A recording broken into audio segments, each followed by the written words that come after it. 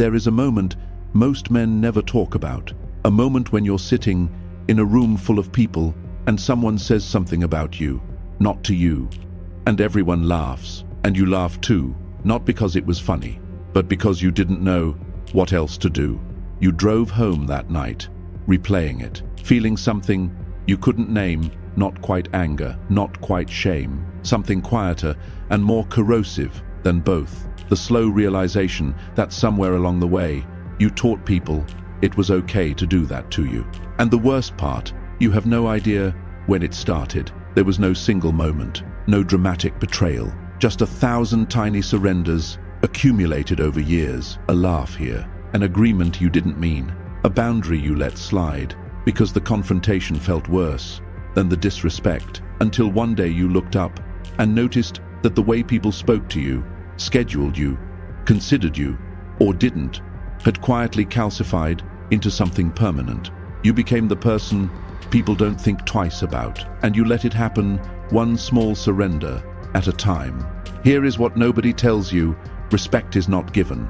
It is not earned through kindness, through competence, or through being the most helpful person in every room.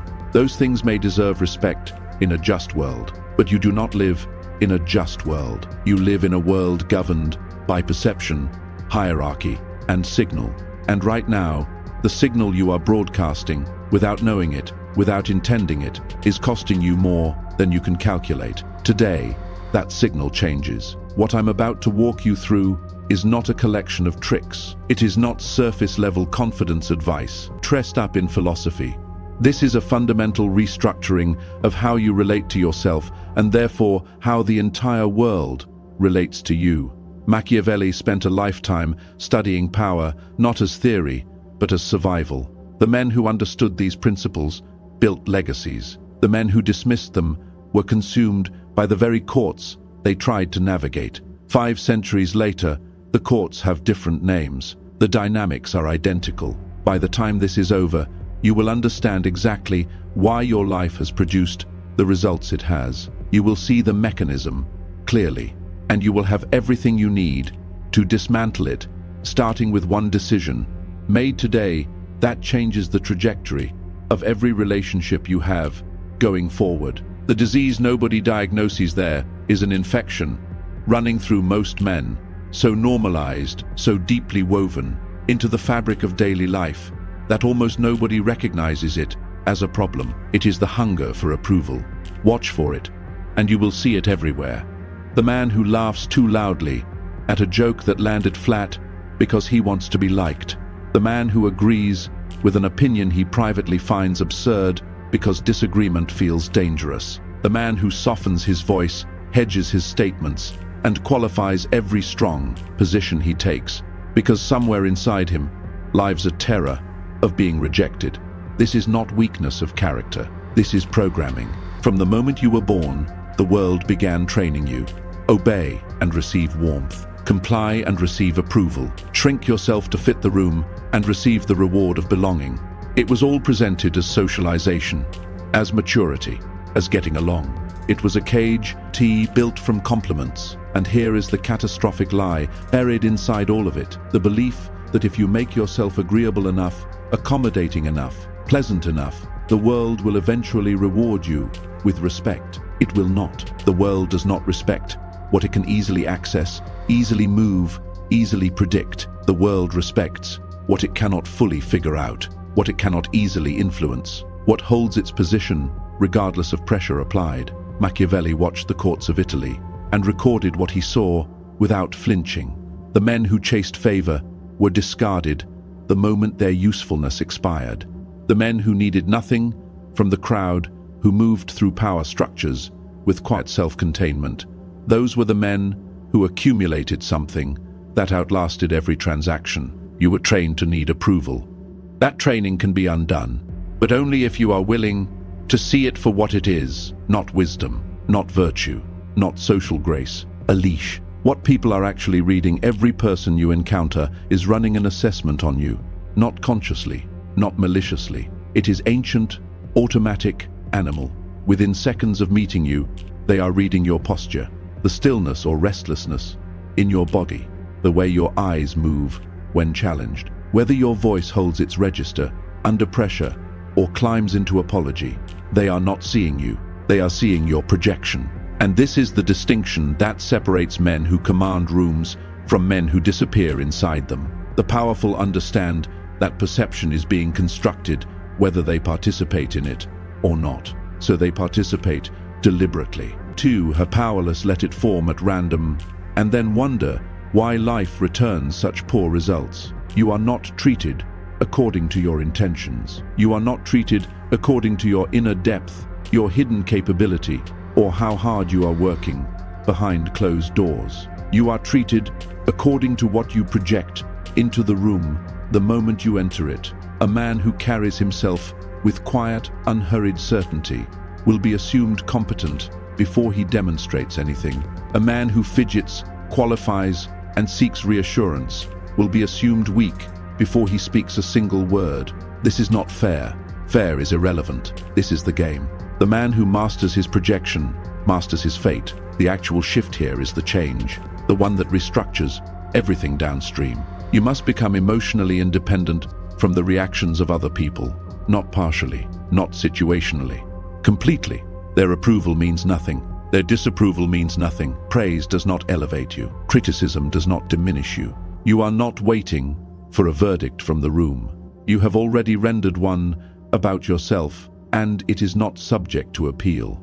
Most men are thermometers. They register the temperature of whatever environment they're in. Someone is warm toward them, and they expand. Someone is cold, and they contract. Their entire emotional reality is a reaction to forces they cannot control. This is not living. This is floating at the mercy of every current, unable to generate direction from within. The man operating from genuine power is a thermostat. He sets the temperature.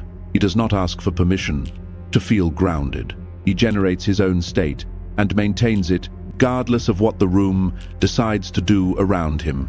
This is not arrogance. Arrogance is loud because it is hollow. What I am describing is something quieter and infinitely more threatening to anyone who has ever used your insecurity as a handle. It is the solidity of a man who decided his own value and stopped putting it to a vote. When you reach this state, people feel it before they can explain it. You become harder to rattle, harder to manipulate, harder to move. And the oldest part of the human brain, the part that has always been in the business of identifying hierarchy, registers that difficulty and responds with something that looks remarkably like respect. The tests you are failing without knowing. IT people test you constantly, not with conscious intent, most of the time. It is social instinct, the invisible probing that humans have always done to establish where everyone stands. The colleague who makes a cutting joke about you in front of others. Test. The person who interrupts you mid-thought to redirect the conversation. Test. The friend who cancels an hour before with an excuse so thin it's almost insulting. Test. The stranger who holds eye contact a beat too long, waiting to see who breaks first. Test. Your response to each of these determines permanently how that person files you in their mind. Most men fail every one of these without noticing a test was even administered. They laugh off the cutting joke to seem easygoing. They yield the conversation to avoid friction. They accept the flimsy excuse to keep the peace. They look away first because the discomfort is too much. And in doing so, they send a signal that gets received and stored. Below the level of conscious thought. This one can be moved. This one will not hold his ground. This one is safe to deprioritize. The response is never aggression. Aggression is just another form of losing control, proof that they found the lever. The response is calm, steady, unmoved. A pause. A gaze that does not break. A refusal to perform amusement at something that was not amusing. You pass the test quietly. The other person recalibrates. Not loudly, not dramatically, but permanently. The weapon most men waste: silence. Most men are terrified of it. They fill every gap with words, over-explaining decisions nobody questioned, justifying positions nobody challenged, rushing to respond before the other person has finished their sentence. This compulsive need to fill silence is anxiety broadcasting itself through the mouth. The most dangerous men in every room Machiavelli ever studied were not the loudest. They were the ones in the corner, watching, processing, saying almost nothing. Their silence created a vacuum that everyone else rushed to fill, and in that filling, they exposed every card they held. When someone tries to put you on the defensive, do not rush to respond. Pause. Let the silence expand. Watch the discomfort move across their face. That discomfort is not awkwardness. That is power transferring. The man who speaks rarely has his words treated like gold. When he finally does speak, the room adjusts. Silence is not emptiness. In the hands of a composed man, silence is the most precise weapon in the room. The principle of strategic scarcity, the human brain assigns value based on one principle above all others: scarcity. What is rare is precious. What is abundant, taken for granted. This applies to everything, including you. When you are always available, always responsive, always accommodating, you train every person around you to perceive you as low value. Not because they are calculating or cruel, but because the brain is wired to stop paying close attention to anything that is always there. The man who is genuinely difficult to access, not as performance, but because his life is full of things that matter, creates a different response. Attention sharpens, effort increases. The moments they do get access to him are treated with a weight that constant availability never generates. This is not about playing games. It is not about artificial delays or manufactured mystery. It is about building a life so dense with purpose that you genuinely cannot orbit everyone else's needs. When that density is real, people feel it, and they adjust. Stop flooding the room with your presence. The rarest thing on earth right now is a man who has mastered himself, who is grounded, selective, and unhurried. Become that man, and scarcity takes care of itself. Who you are becoming, there is a version of you that walks into rooms and shifts the atmosphere without announcing himself. He does not seek the center finds him.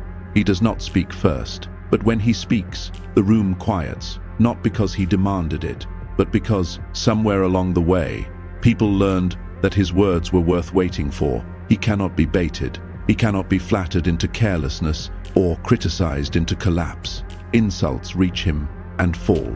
Praise reaches him and passes through.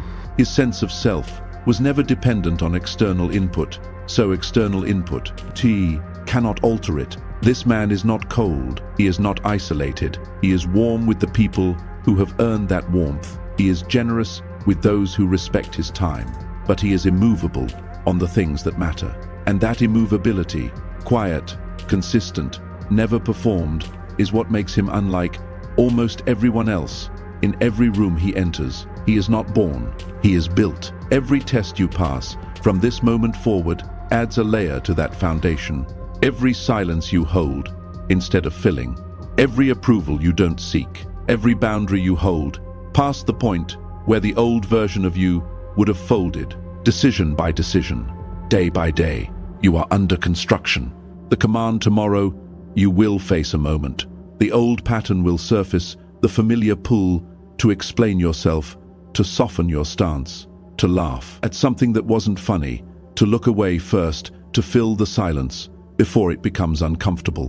When that moment arrives, do nothing. Hold your ground. Let the silence breathe. Keep your gaze where it is. Feel the discomfort fully, and do not move. That single moment is your initiation, not the listening, the doing.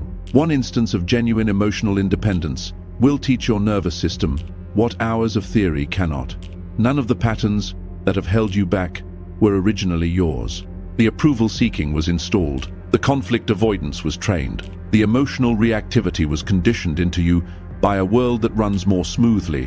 When you are easy to manage, you are not becoming someone else. You are removing everything that was placed on top of you. What remains underneath is what Machiavelli saw in the men who built something that lasted. Cold clarity of a man who knows his value, who does not negotiate it downward, who does not put it to a vote. The world will resist this. Some people will fall away, the ones who were only there because you were convenient. Let them go. Their departure is not loss. It is the filter working exactly as it should. If this reached something real in you, drop a comment right now. with the words, "I am the unmoved center." That is your anchor. Return to it every time the old current tries to pull you back. Hit like, subscribe, turn on notifications. We are building something here that the mainstream will never hand you. Stay solid, stay sharp, stay untouchable.